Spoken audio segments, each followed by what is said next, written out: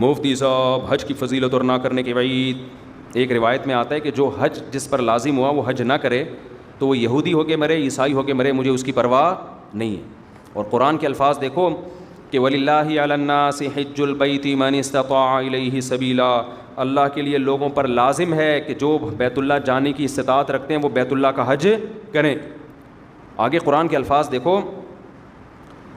وَلِلَّهِ عَلَى النَّاسِ حِجُّ الْبَيْتِ مَنِ اسْتَطَاعَ إِلَيْهِ سَبِيلًا. آگے کیا الفاظ ہیں؟ وَمَنْ كَفَرَ فَإِنَّ اللَّهَ غَنِيٌّ عَنِ الْعَالَمِينَ. جو انکار کرے گا تو اللہ تمام جہان والوں سے غنی ہے. کیا مطلب؟ بہت بڑی دھمکی ہے کہ جو نہیں آئے گا نا استطاعت کے باوجود, اللہ کو اس کی کوئی ضرورت نہیں ہے.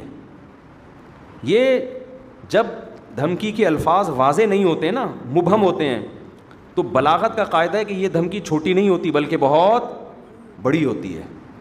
تو اللہ کہہ رہے ہیں مجھے پھر تمہاری ضرورت, مجھے تمہاری کوئی ضرورت نہیں ہے. تو اسلام کا ایک رکن ہے. آج کیا ہوتا ہے, میں حج پہ جب گیا تھا, افسوس کے ساتھ کہنا پڑتا ہے کہ سارے بڈھیاں آ رہی ہوتی ہیں حج کے لیے. ٹھیک ہے, اللہ ان کو اس عمر میں توفیق دے رہا ہے, اچھی بات ہے. نہ آنے سے بہتر تھا کہ چلو اب آ گئے. میرے بھائی یہ جوانی کا کام ہے, سمجھتے ہو؟ جب جیسے ہی پیسہ آئے سب سے پہلا کام کیا کرو؟ حج کرو. اس کو ڈیلے کرتے ہیں, سارے کاموں سے فارغ ہو کر, بچیوں کی شادیاں, اپنی بھی 4 ٹوٹل مکمل, سوری غلطی سے نکل گیا, اپنی بھی شادی ہو گئی. کچھ چیزیں میرے منہ سے غلطی سے نکل جاتی, اپنی بھی ایک شادی ہو گئی, اور پھر کیا ہے کہ وہ سارے بزنس سے فارغ ہو ہلا کے جب اب کرنے دھرنے کا کچھ بھی نہیں ہے, بیٹھا ہوا ہے. کیا کریں یار, بوریت بہت ہو رہی ہے. اور دخل بھی ساری قسطیں ختم ہو گئیں, دیکھ لیا کوئی نئی سیریز بھی نہیں آ رہی, وہ ڈرامہ چل رہا تھا وہ بھی ختم, نئی فلم بھی دیکھ لی, ٹھیک ہے نا, سب کچھ ہوا کہ کیا کریں یار. اب بیگم کو مشورہ دو, چلیں حج پہ نہ چلیں؟ چلو ٹھیک ہے, کہاں چلتے ہیں؟ حج پہ چلتے ہیں. ٹھیک ہے بھائی, ہم جو بڑھاپے میں بھی جا رہے ہیں, ہم خدا نہ خواستہ ان کو برا نہیں کہہ رہے. نیکی تو جس عمر میں کی جائے, جب اللہ قبول کر رہا ہے تو ہم کون ہوتے ہیں. لیکن یار تم باقی تو سارے کام تم نے جوانی کے لیے رکھے ہوئے ہیں, حج تم مؤخر کر رہے ہو جب ارطغرل ڈرامے کی ساری قسطیں ختم ہو جائیں گی. تو بری بات ہے نا یہ. جب آپ اللہ کے حکم کو ویلیو نہیں دو گے تو اللہ آپ کو ویلیو دے گا. دیکھو حج آپ کی زندگی پلٹ دیتا ہے, تو زندگی پلٹنے کی ضرورت جوانی میں ہے. جوانی میں چینج ہو گئے, آگے خیر کا بہت زیادہ موقع ملے گا, بہت موقع ملے گا. در جوانی توبہ کردن شیوائے پیغمبری. جوانی میں توبہ کرنا کس کا کام ہے؟ پیغمبروں کا کام ہے. تو حج میں انسان بعض دفعہ زندگی چینج ہو جاتی ہے اس کی. جب وہ اللہ کے شاعر دیکھتا ہے نا وہاں پہ, کیسا لاکھوں کا مجمع منا سے عرفات سے نکل کے مزدلفہ, چیونٹیوں کی طرح لوگ ہوتے ہیں, کیسی ایک اللہ کی نشانیاں نظر آتی ہیں وہاں پہ, کیسا دیوانوں کی طرح بیت اللہ کا طواف.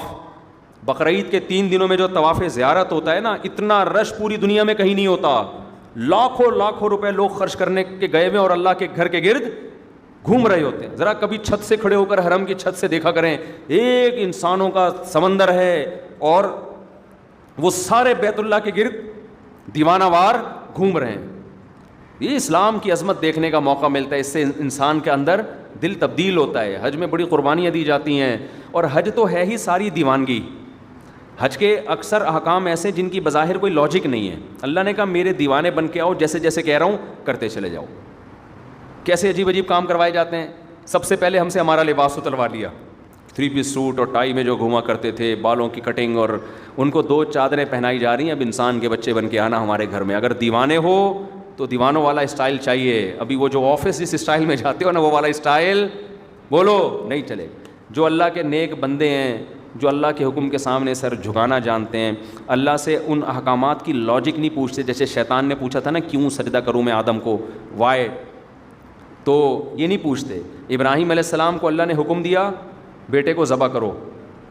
یہ حکم بظاہر زیادہ اللاجیکل تھا کہ معصوم بیٹے کی گردن کاٹنے کا حکم دیا جا رہا ہے. شیطان کو جو حکم دیا سجدہ کرو, یہ اتنا اللاجیکل نہیں تھا. لیکن شیطان نے کہا اس کی لاجک کیا ہے, میری سمجھ میں نہیں آ رہا, میں آگ سے بنا ہوں, یہ مٹی سے, میں کیوں سجدہ کروں. آدم علیہ السلام کو اس سے زیادہ عجیب حکم دیا گیا, اپنے معصوم بیٹے کو اپنے ہاتھ سے کاٹ دیں, ذبح کر دیں. ابراہیم علیہ السلام کو. لیکن ابراہیم علیہ السلام نے اس کی لاجک بولو نہیں پوچھی. کہا بیٹا مجھے اللہ نے حکم دیا تجھے کاٹ دوں. بیٹے نے کہا جب اللہ کا حکم ہے تو بھائی ہم کیا کہہ سکتے ہیں, بھائی کاٹ دیں, آپ میرا گلا کاٹ دیں, ذبح کر دیں. تو حج ان ان احکامات کی بھی یادگار ہے. جو آپ جاتے ہیں حج پہ, وہاں آپ جانور ذبح کرتے ہو, آپ رمی کرتے ہو, وہاں شیطان نہیں ہے, وہ تو ایک نشانیاں ہیں 3, لیکن آپ پتھر مارتے ہو, رمی کرتے ہو. کیوں؟ ابراہیم علیہ السلام نے یہاں شیطان کو کنکریاں ماری تھی, جو آپ کو بہکا رہا تھا کہ اپنے بیٹے کو کیوں ذبح کر رہے ہو, کیا بگاڑا اس نے. ابراہیم علیہ السلام نے شیطان کو دلائل سے جواب نہیں دیا, پتھر اٹھا کے مارے. اللہ نے کہا تم جاؤ وہاں کنکریاں پھینکو. اب اے اللہ, وہ تو ابراہیم علیہ السلام تھے, وہاں تو سچی مچی کا شیطان تھا, میں کیوں کنکریاں پھینکوں.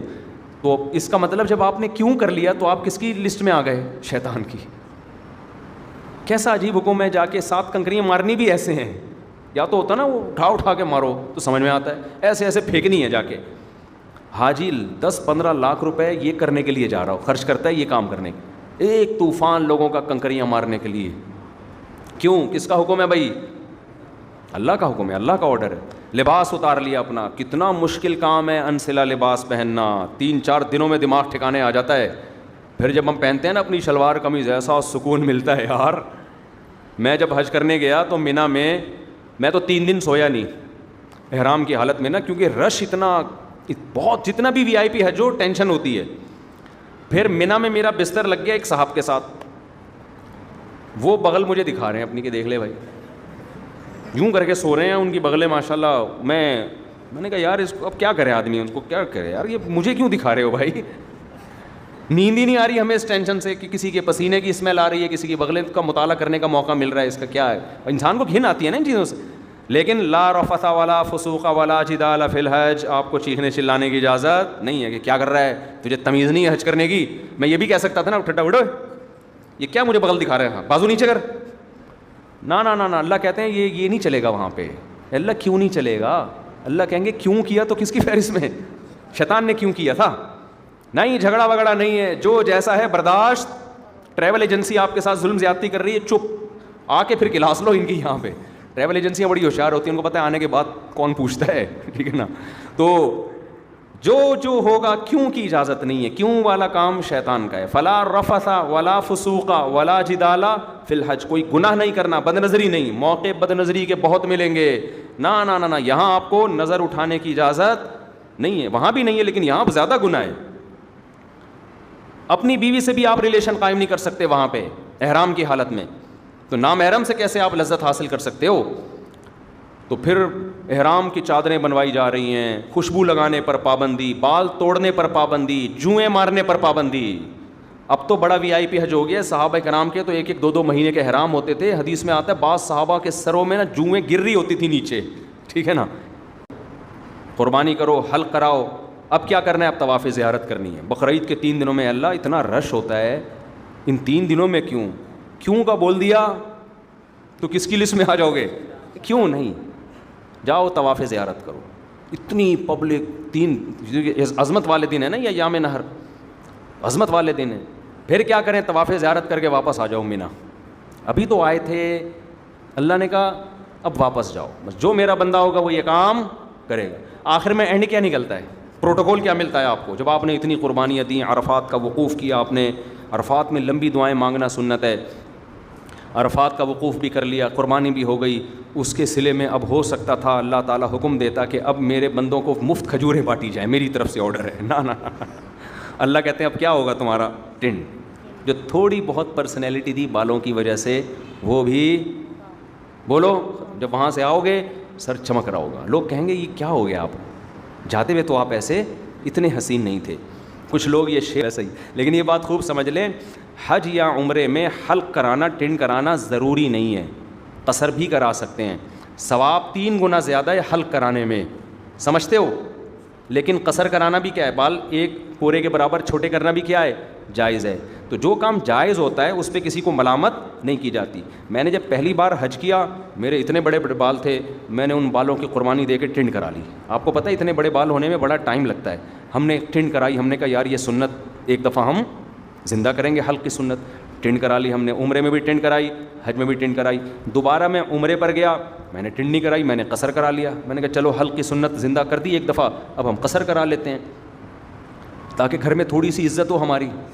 اسی کی وجہ سے تھوڑی سی عزت گھر میں شادی شدہ آدمی کی کہاں کیا عزت ہوتی ہے آپ کو پتہ ہے, تھوڑی سی بالوں کی وجہ سے عزت رہ گئی ہے, وہ بھی ٹنڈ کرا لی تو ختم ہو جائے گی. دہشت گردی کا جڑ سے خاتمہ ہو جائے گا. تو تھوڑی سی تو دہشت رہے نا, جڑ سے تھوڑی خاتمہ کرنا ہے دہشت گردی. خیر بہرحال ثواب حلق میں ہی زیادہ ہے, ٹنڈ کرانے میں ہی زیادہ ہے. لیکن میں نے کہا اب میں عمرہ کرتا ہوں تو حلق کراؤں گا, تو قصر کراؤں گا. قصر کرا لیا. جہاز میں لوگ تانے دے رہے تھے مجھے, یار آپ مولانا ہو, آپ نے عمرہ کیا ٹنڈ, یہ کیسا عمرہ ہے, یہ کیسا عمرہ ہے. تو یہ پھر شرعی حدود سے کیا ہے, زیادتی ہے. جب اللہ نے اجازت دی ہے تو آپ کو ملامت کرنے کا حق. میں نے کہا اب تو میں قصر ہی کراؤں گا, کیونکہ آپ کو اعتراض کیوں ہو رہا ہے اس پہ, میری مرضی. تو اللہ سے آگے نکلنے کی کوشش نہ کریں. بعض دفعہ بعض لوگ, میں جب جدہ میں تھا تو وہاں میں نے دیکھا بہت سے لوگ یہاں 5-6 سال سے جاب کر رہے ہیں, عمرہ نہیں کر رہے. وہ میں نے کہا کیوں نہیں کرتے عمرہ یار, تمہارے تو حرم اتنا قریب ہے. کہہ رہے ہیں یار ٹینٹ کرانی پڑے گی, ہم نہیں کرا سکتے. میں نے کہا قصر کرا لو یار. بعض لوگ ٹینٹ نہیں کرا سکتے, ان کو ہو گیا نا یار نہیں ہم نہیں, وہ کہہ رہے ہیں ہم ٹینٹ میں بہت عجیب سے لگ رہے ہوتے ہیں. تو جب اللہ نے آپشن دیا ہے تو چلو, میں نے کہا یار بالوں کی قربانی نہ دو, یہ تو اللہ نے اجازت دی ہے نا, تو قصر کرا لو. تو ان کو پتہ ہی نہیں تھا کہ قصر بھی ہو سکتا ہے. تو اس لیے آپ حج عمرے سے اس وجہ سے رک جائیں کہ ٹنڈ کرانی پڑے گی, یہ غلط ہے. عمرہ کریں ٹنڈ سے. اگر آپ کو بہت زیادہ نفرت ہے تو بہتر تو یہی ہے کہ کرا لیں, قربانی دے دیں اللہ کی خاطر. لیکن اللہ نے آپشن دیا ہے کس کا, قصر کا بھی آپشن. ایک پورے کے برابر بال چاروں طرف سے کاٹ لیں تو بھی ٹھیک ہے. سمجھتے ہو تو آئندہ اگر میں گیا تو میرا ارادہ ہے قصر کرانے کا, کہ قصر کرا لوں گا. تو ایسا نہ ہو میں عمرے سے یا حج سے آؤں, آپ بولیں یار یہ تو ویسے جیسے گئے تھے ویسے, تو آپ کو اعتراض کا حق نہیں ہے. میرے بال, میری ٹنڈ, میری مرضی, میری جیب کے ریال پیسے, میں ٹنڈ کراؤں یا میں قصر کراؤں. ہو سکتا ہے ٹنڈ کرا لوں میں کہ یار قربانی دے دو, دہشت گردی کا جڑ سے خاتمہ کر دو, ایسی کی تیسی, بعد میں دیکھیں گے ہوتا کیا ہے. ہو سکتا ہے یہ بھی ہو جائے, ہو سکتا ہے قصر کر لیں. تو اپنے کسی کے ذاتی معاملات میں دخل انداز, کیونکہ میں پہلے جب عمرہ کیا نا, لوگ مجھے ہر آدمی یہ کیسا عمرہ ہے یار, آپ کے تو سر پہ اسی طرح بال لٹک رہے ہیں, یہ کیسا عمرہ ہے یار, یہ کیسا عمرہ ہے یار. تو اعتراض کرنے کی میرے بھائی اجازت نہیں ہے, یہ پھر بدعت ہو جائے گا. سمجھتے ہو, جس چیز کی اللہ نے اجازت دی ہے تو اس کو دیکھو. پیر جمعرات کا روزہ رکھنا سنت ہے نا, نہ رکھے تو آپ کیسے کیوں نہیں رکھا بھائی, بھائی سنت ہے ہی اس لیے کہ کوئی دوسرا طنز نہ کر سکے. یار رمضان کا چھوڑ دے تو آپ پوچھیں یار فرض ہے, یہ کیسے چھوڑ دیں, مسلمان ہو کے روزہ چھوڑ رہے ہو. سمجھتے ہو کہ نہیں سمجھتے؟ تو اس لیے میرے بھائی حج کے لیے پیسے جمع کیا کرو, حج پہ جایا کرو. یہ تو بڑی پیاری عبادت ہے, اس ایسی یونیک عبادت ہے.